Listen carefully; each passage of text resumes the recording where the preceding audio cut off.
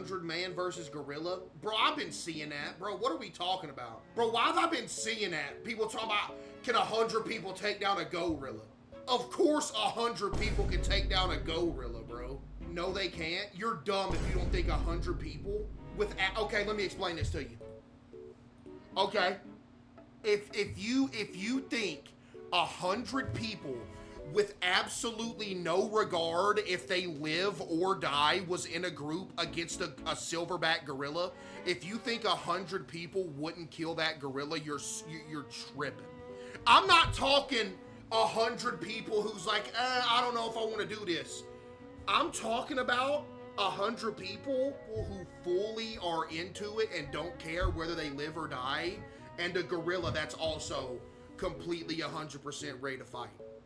And I'm gonna tell you exactly how it's gonna happen too. You're gonna get the first line of people, right? You're gonna surround the gorilla, okay? Now, are there gonna be a couple people that die? Of course. Here's how 100 people would take down a gorilla with over half the people left. You just punch the gorilla, bro. If you imagine me and there's 100 other people, but you're standing in a circle around the gorilla, all you gotta do is run up.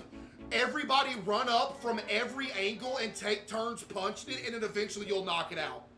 People are gonna get hit, but while the gorilla's focused on somebody comes from behind, hits it in the back of the head. Somebody else comes through, hits it again.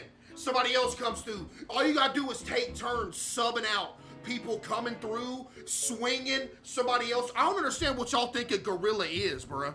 The gorilla would tire out before it even got to 50 people anyway.